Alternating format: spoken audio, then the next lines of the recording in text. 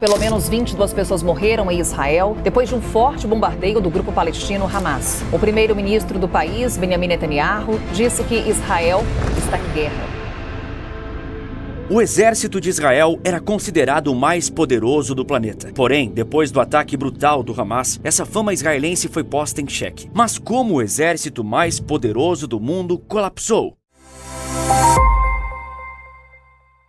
Israel está sempre cercado de inimigos e colecionou conflitos nos últimos 70 anos. Todos esses conflitos residem na questão Israel-Palestina, que voltou aos holofotes após as ações do Hamas. Brutal e terrorista, assim pode-se definir o ataque ao solo israelense. Essa foi a operação mais ambiciosa que o Hamas já lançou a partir de Gaza e o pior ataque fronteiriço que Israel enfrentou em mais de uma geração. O grupo terrorista lançou 5.000 foguetes por terra, ar e mar, com motos e parapentes. Homens armados invadiram o território israelense pelo sul. A resposta das Forças Armadas israelenses está sendo colossal. O país convocou imediatamente 300.000 reservistas, número sem precedentes em sua história. E essa mesma história mostra a força do exército de Israel. Porém, a atualidade também evidencia seus defeitos. Dois aspectos que vamos destrinchar agora.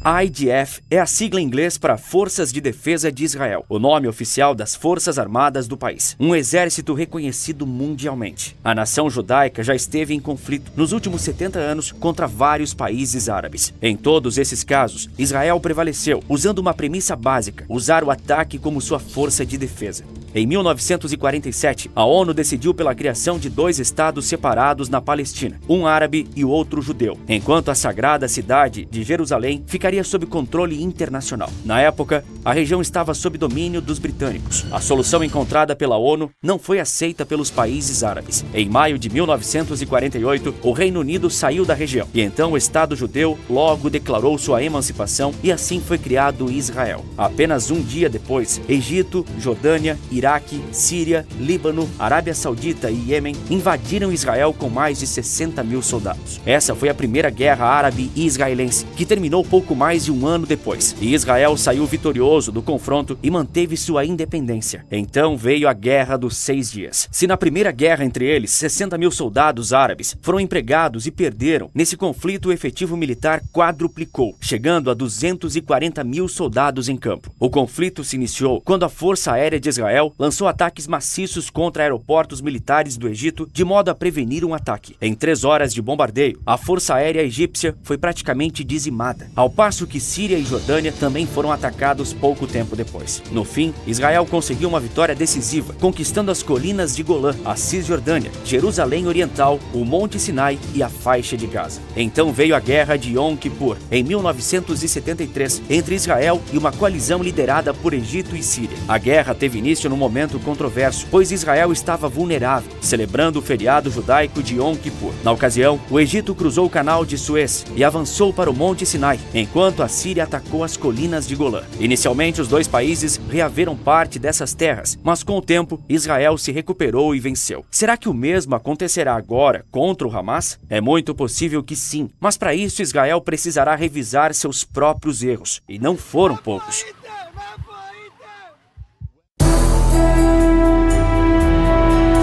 Israel tem equipamentos de altíssima qualidade, com um orçamento militar de 15 bilhões de dólares. Merkava é o seu principal tanque, com várias versões, sendo a mais moderna o Merkava 5, ainda não totalmente utilizado. Mas eles não são invencíveis, já que temos registros de destruição desses tanques por drones do Hamas. Mas é o Domo de Ferro, o melhor exemplo da força israelense. O sistema foi projetado para interceptar e destruir mísseis de curto alcance e bombas de artilharia disparadas de distâncias de 4 a 70 quilômetros, e que os alvos sejam áreas povoadas. Mas sua eficácia vem sendo posta à prova. De acordo com as forças militares de Israel, parte dos ataques do Hamas foi interceptado pelo Domo. Ainda assim, vários foguetes atingiram diferentes cidades do país. Segundo o jornal The Times of Israel, o sistema de defesa sofreu um erro técnico que resultou na não interceptação dos foguetes. Como o ataque ocorreu ao amanhecer, as forças israelenses foram pegas completamente desprevenidas, apesar de serem uma potência tecnológica e de que terem experiência no tratamento de ataques terroristas. Essa lentidão na resposta imediata e o choque pelo ataque surpresa ocasionaram o mau funcionamento do Domo de Ferro, que era tido como invencível, e isso expôs lacunas das medidas de proteção do país contra tais ataques. E essas lacunas são maiores do que Benjamin Netanyahu, o primeiro-ministro israelita, gostaria de admitir. O governante enfrentava uma forte crise interna antes do ataque covarde do Hamas, pois queria reformar a Suprema Corte israelense, tirando poderes dela e conferindo eles ao Legislativo Nacional. Isso desencadeou uma série de protestos que duraram meses. Israel estava dividida até os ossos, com Netanyahu se mantendo no cargo muito por conta do apoio dos judeus ultra-ortodoxos. Essa divisão interna pode ter causado o apagão da segurança interna do país. Enquanto preocupados com as grandes manifestações, o país pode ter perdido foco nas ações de seus inimigos externos fatais. Para um país provido e capacitado de um dos mais sofisticados aparatos de vigilância do mundo, o ataque do Hamas soa como humilhação para o governo de Benjamin Netanyahu. Não só pela imagem dos foguetes e mísseis lançados contra Israel, mas pelo fato dos terroristas terem cometido atrocidade no país. Daniel Hagari, o principal porta-voz militar do Estado judeu, reconheceu que o exército deve uma explicação ao público sobre suas falhas graves, mas que agora não é o momento. Este é o nosso 11 de setembro, disseram as forças de defesa de Israel. Contudo, se antes dessa tragédia Israel estava dividido, agora o Estado volta a se unir.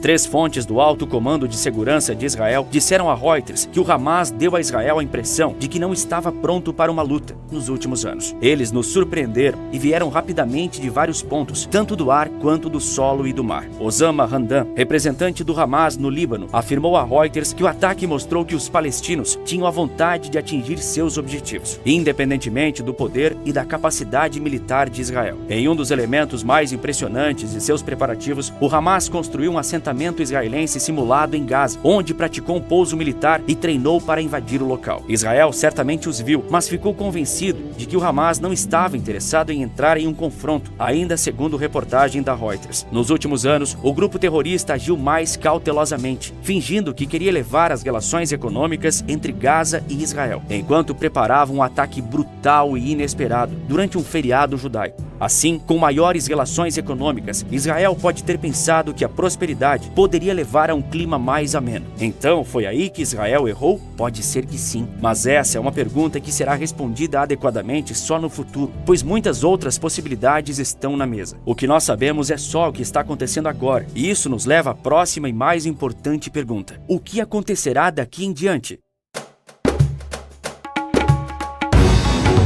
Você com certeza já ouviu falar bastante desse inóspito e controverso lugar, Faixa de Gaza. Um lugar estreito, mas capaz de espremer as mais latentes diferenças humanas, religiosas, étnicas e culturais. A passagem entre 2 mundos distintos e que se odeiam mais do que se pode imaginar. A Faixa de Gaza tem uma área de 365 quilômetros quadrados e uma população de cerca de 2 milhões de pessoas. Um lugar muito pequeno e abarrotado de pessoas e de corpos agora. Israel ocupou a região na Guerra dos 6 Dias, em 1967, e se retirou de lá em 2005. No ano seguinte, o Hamas foi eleito para governar o território e daí em diante tudo degringolou. Foi a partir da Faixa de Gaza que o brutal ataque terrorista partiu e chacinou centenas de pessoas em território israelense, sem fazer distinção de civis e militares. Os mais terríveis crimes que você pode imaginar foram cometidos pelos militantes do Hamas. Vídeos completamente chocantes e repugnantes se amontoam pela internet, com imagens que você precisa ter estômago para assistir. Naturalmente, um ataque brutal leva a respostas brutais. Incursões terrestres costumam ser evitadas por serem devastadoras numa área tão densamente povoada como Gaza e resultam em baixas pesadas. Civis estão na linha de frente agora, enquanto os líderes do Hamas se escondem, e se escondem mesmo. Ismail Haniyeh é o chefe do Hamas desde 2017, mas vive desde 2020 em Doha, no Catar, confortavelmente. Ele está bem distante dos pesadelos perpetrados por seus subordinados em Israel, e está bem distante do que seu próprio povo, que ele supostamente deveria cuidar, está sofrendo na Faixa de Gaza com os intensos bombardeios israelitas. Aqui também entra uma parte importante a ser debatida: a força da resposta de Israel. Ela é ou não é proporcional? O ministro da Defesa do país judaico, Yoav Gallant, ordenou um bloqueio total em Gaza e disse que o local devia ficar sem eletricidade, sem alimentos e combustível. Segundo ele, seu exército está lutando contra animais humanos, portanto a resposta é proporcional. Mas alimentos básicos, água e energia são itens nutrientes essenciais e, portanto, cortá-los pode ser considerado um crime de guerra de acordo com a Convenção de Genebra. Porém, não existe um consenso sobre o tema. Me diga você nos comentários se essa é uma resposta proporcional ou não. Para efeito de comparação, na guerra da Ucrânia, as infraestruturas que fornecem energia aos civis só foram atacadas pela Rússia 7 meses depois do início da invasão ilegal. Mas enquanto esse vídeo está sendo feito, Israel está apenas realizando ataques aéreos à faixa de Gaza. Como o primeiro-ministro mais longevo de Israel, Netanyahu, nunca escondeu preferir bombardeios aéreos a ofensivas terrestres para atenuar o desgaste. Contudo, agora parece inevitável que um ataque terrestre ocorra, e é muito possível que esteja acontecendo quando você estiver assistindo esse vídeo. No momento, as mortes no conflito já passam de 1.500 no total, com uma boa parte sendo de civis. Mulheres, crianças e idosos preenchem os obituários. A situação é cada vez mais crítica, mostrando mais uma vez o quanto são bárbaros, criminosos. O Hamas declarou que executará um refém israelense para cada bomba jogada em áreas civis por Israel. Estima-se que são cerca de 100 reféns mantidos pelo Hamas, incluindo oficiais de alta patente do exército israelita. Como Israel poderá garantir a libertação dos reféns é uma grande questão. Novamente, sem resposta no horizonte. O que nós sabemos é que daqui em diante, apenas mortes se sucederá nos acontecimentos do Oriente Médio. Quem sairá vitorioso? A história diz que é Israel, mas assim como a invasão foi imprevisível, a guerra também é. Será que Israel provará que, de fato, é o exército mais poderoso do mundo?